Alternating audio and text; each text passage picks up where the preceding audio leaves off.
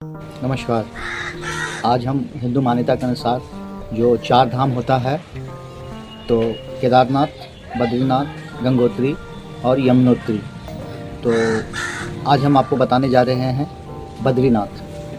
तो बद्रीनाथ की चढ़ाई कितनी है? हिंदू मान्यता के अनुसार बद्रीनाथ की महिमा क्या है? बद्रीनाथ कितने किलोमीटर है?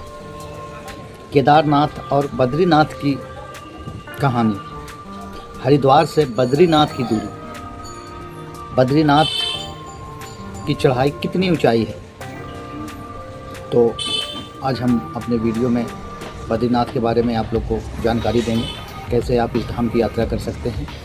तो इसी के साथ अब स्टार्ट करते हैं। बद्रीनाथ की कैसे आप जा सकते हैं, कैसे आप वहाँ पे क्या उनकी मान्यता है, कितने किलोमीटर की चढ़ाई है, तो ये सब आज हम बताएंगे।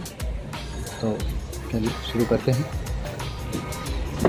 भारत के उत्तराखंड राज्य में स्थित एक प्रमुख तीर्थ स्थल है। यह स्थल विशेषकर हिंदू धर्म में महत्वपूर्ण है क्योंकि इसे विष्णु भगवान का एक प्रमुख धाम माना जाता है। बद्रीनाथ मंदिर बहुत ही प्राचीन और पौराणिक कथा तथा ऐतिहासिक महत्वताओं इसकी भव्यता को बढ़ाती है। बद्रीनाथ का एक उद्गम अद्भुत धार्मिक हिमालय क्षेत्र में हुआ जो समुद्री तल से लगभग 3300 मीटर की ऊंचाई पर स्थित है। समुद्र से 3300 किलोमीटर की ऊंचाई पर स्थित है। इसे 4 धाम यात्रा का हिस्सा माना जाता है, जिसमें यमुनोत्री, गंगोत्री, केदारनाथ और बद्रीनाथ शामिल है। चारों धाम की यात्रा करने वाले श्रद्धालु बद्रीनाथ में विशेष श्रद्धा से आते हैं।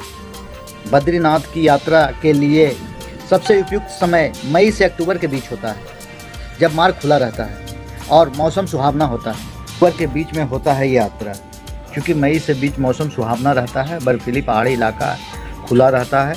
इसीलिए आप मई से अक्टूबर के बीच में आएँ तो बद्रीनाथ का यात्रा सफलतापूर्वक बढ़िया से आराम से आप कर सकें। मुख्य प्रवेश द्वार रंगीन और भव्य है, जिसे सिंह के नाम से भी जाना जाता है। मंदिर लगभग 50 फीट ऊंचा है, जिसके शीर्ष का एक छोटा गुंबद है जो सोने की परत वाली छत से ढका हुआ है। बद्रीनाथ मंदिर 3 भागों में विभाजित है। गर्भगृह, मंडप, दर्शन जहां अनुष्ठान किए जाते हैं, मंडप तथा तीर्थयात्री इकट्ठा होते हैं। बद्रीनाथ के द्वार पर भगवान की मुख्य मूर्ति के ठीक सामने भगवान बद्रीनाथ के वाहन पक्षी गरुड़ की मूर्ति विराजमान है। गरुड़ को बैठे हुए और हाथ जोड़कर प्रार्थना करते हुए देखा जा सकता है। मंडप की दीवारें और खंभे जटिल नक्काशी से ढके हुए हैं। गर्भगृह की छतरी सोने की चादर से ढकी हुई है और इसमें भगवान बद्री, नारायण, कुबेर, नारद ऋषि, उद्धव, नर और नारायण विराजमान है। परिसर में 15 मूर्तियाँ हैं। काले पत्थर में नक्काशी की गई भगवान बद्रीनाथ की इस मंदिर में लाखों श्रद्धालु आते हैं प्रतिवर्ष और यहाँ की पूजा अर्चना में भाग लेते हैं। बद्रीनाथ के चारों ओर का प्राकृतिक दृश्य भी अद्भुत है।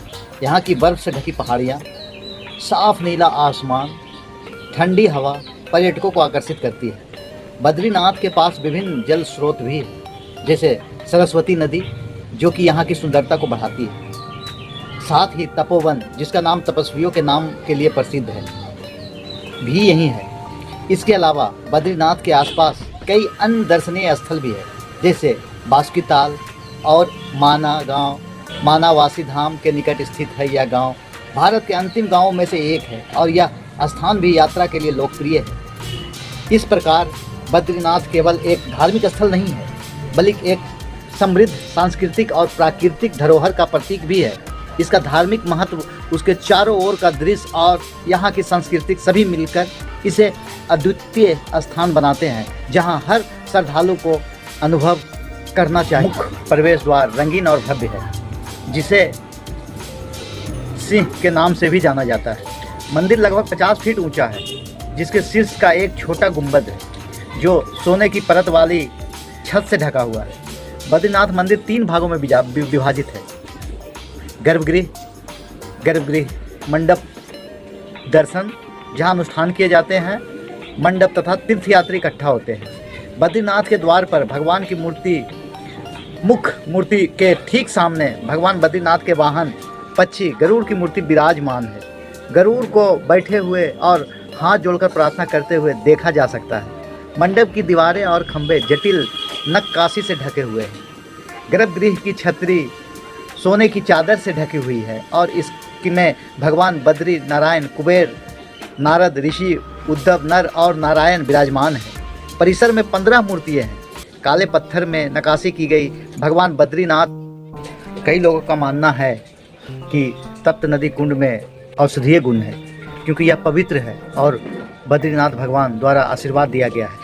तीर्थयात्री तप्त कुंड के पवित्र जल में स्नान करते हैं, क्योंकि माना जाता है कि पानी पवित्र है और भगवान शिव की शक्तियों से भरपूर है। भागवत पुराण, स्कंद पुराण और महाभारत जैसे वैष्णव ग्रंथों में मंदिर का उल्लेख है, जो दर्शाता है कि केदारनाथ मंदिर 1000 साल से भी अधिक पुराना है। इसका इतिहास 8वीं और 9वीं की शताब्दी का है। मंदिर को 108 दिव्य देशम, 108 विष्णु और लक्ष्मी के सूचीबद्ध किया गया है, जो भगवान विष्णु के भक्तों के लिए बहुत आध्यात्मिक महत्व रखते हैं। प्रसिद्ध त्योहारों में से एक बद्री केदार महोत्सव हर साल जून में केदारनाथ क्षेत्र में मनाया जाता है। भगवत गीता पाठ से लेकर महाभिषेक और भगवान विष्णु के पवित्र मंत्रों के पाठ का यह त्यौहार बहुत ही उत्साह और पूरे जोश के साथ मनाया जाता है। भगवान बद्रीनाथ की मूर्ति पर चंदन का लेप चढ़ाया जाता है। भगवान बद्रीनाथ की मूर्ति पर चंदन का लेप चढ़ाया जाता है और भक्तों को प्रसाद के रूप में परोसा जाता है। बद्रीनाथ मंदिर की पौराणिक कथा है। क्या आप बद्रीनाथ मंदिर की कहानी के बारे में जानना चाहते हैं? वैसे तो बद्रीनाथ मंदिर से जुड़ी कई पौराणिक कथाएं हैं। देवी लक्ष्मी ने अपने पति विष्णु भगवान को ठंडी हवा और कठोर मौसम की स्थिति से बचाने के लिए बद्री वृक्ष का रूप धारण किया था। उसकी दयालुता और भक्ति से प्रसन्न होकर भगवान विष्णु ने इस स्थान का नाम बद्री का आश्रम रखा। विष्णु पुराण में बद्रीनाथ मंदिर की एक और कहानी उल्लेख है। 2 ऋषि नर और नारायण ने कई वर्षों तक बद्रीनाथ के गहन ध्यान किया। भागवत पुराण के अनुसार धर्म की रक्षा करने और मनुष्यों को बुराई से बचाने के लिए जुड़वा ऋषि नर और नारायण पृथ्वी पर अवतरित हुए। एक बार नारद मुनि बैकुंठ में भगवान विष्णु को नहीं ढूंढ पाए। इसके बजाय उन्होंने बद्रीनाथ में बैकुंठ में भगवान विष्णु को नहीं ढूंढ पाए तो उन्होंने बद्रीनाथ में विष्णु भगवान को ध्यान करते हुए देखा। एक अन्य कथा के अनुसार भगवान शिव और देवी पार्वती बद्री घाटी में आए थे। एक दिन पार्वती ने अपने घर के बाहर एक बच्चे को रोने की आवाज़ सुनी। वह बच्चा विष्णु भगवान का अवतार था। पार्वती ने बच्चे को रोने के लिए उसे अपनी गोद में उठाने की कोशिश की। हालांकि भगवान शिव ने उन्हें ऐसा करने से रोक दिया, क्योंकि वह नहीं जानता था कि बच्चे को उसके दरवाजे पर किसने रखा था। बच्चे को दूध पिलाने के बाद भगवान शिव और पार्वती ने बच्चे को घर पर रखा और बाहर चले गए। वापस लौटने पर उन्होंने घर का दरवाज़ा बंद पाया।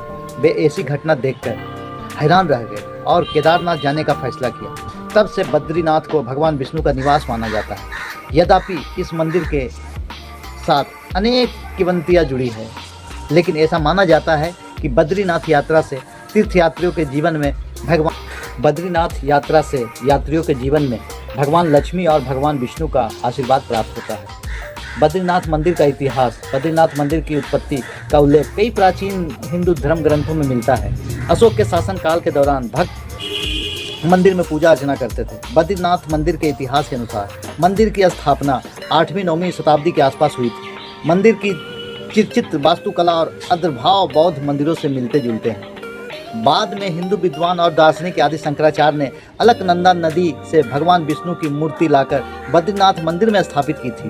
9वीं शताब्दी के आसपास मंदिर के पुनर्निर्माण में उनकी अहम भूमिका थी। वे 6 साल तक बद्रीनाथ क्षेत्र में रहे। बद्रीनाथ मंदिर भगवान विष्णु के भक्तों और हिंदू धर्म के वैष्णव संप्रदाय के अनुयायी के लिए एक प्रमुख तीर्थस्थल रहा है। ऐसा माना जाता है कि हिमस्खलन और बर्फबारी के कारण बद्रीनाथ मंदिर का कई बार पुनर्निर्माण किया गया है। 1803 में गढ़वाल क्षेत्र में आए भूकंप के बाद जयपुर के राजा ने मंदिर का पुनर्निर्माण करवाया था। रामायण के अनुसार भगवान राम रावण को मारने के बाद भगवान विष्णु से आशीर्वाद लेने के लिए बद्रीनाथ गए थे। तो यही है बद्रीनाथ की कहानी, कैसे बद्रीनाथ का ये हुआ। अब हम डिस्क्रिप्शन देते हैं कि आप बद्रीनाथ कैसे आ सकते हैं। तो अगर आप हवाई जहाज़ से आते हैं तो देहरादून हवाई अड्डा निकटतम है, देहरादून हवाई अड्डा। अगर आप रेलवे स्टेशन पे आते हैं तो ऋषिकेश रेलवे स्टेशन नज़दीक है, आधारशिला जोगीमठ के लिए।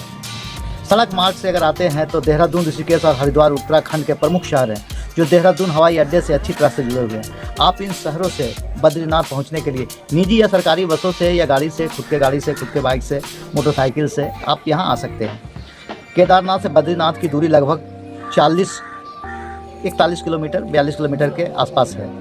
लोकप्रिय मार्ग हरिद्वार, ऋषिकेश, देवप्रयाग। अगर आप लोग को मेरा वीडियो अच्छा लगता है तो प्लीज़ लाइक करें, सब्सक्राइब करें, मुझे सपोर्ट करें ताकि मैं अच्छा कंटेंट आपको बनाकर इसी तरह दे सकूं। तो आप सभी से निवेदन है कि मेरे चैनल को, ब्लॉग विथ रवि कुमार को, आपकी सपोर्ट की ज़रूरत है। आप लोग कृपया कर सपोर्ट करें, अपना आशीर्वाद प्यार बनाकर रखें ताकि हम अच्छी तरीके से आपको और भी वीडियो आपके सामने रख सकूं, बनाकर दे सकूं। अगर आप लोग हमें सपोर्ट करते हैं तो मेरा हौसला बढ़ता है, मेरी टीम का हौसला बढ़ता है। तो आप सभी से निवेदन है कि लाइक ज़रूर करें, शेयर करें, सब्सक्राइब चैनल को मेरा करें, ब्लॉग विथ रवि कुमार। तो अभी के लिए बस इतना ही। आपका आशीर्वाद और आपका प्यार हमेशा बना रहे, यही कामना और आशा रखते हैं। तो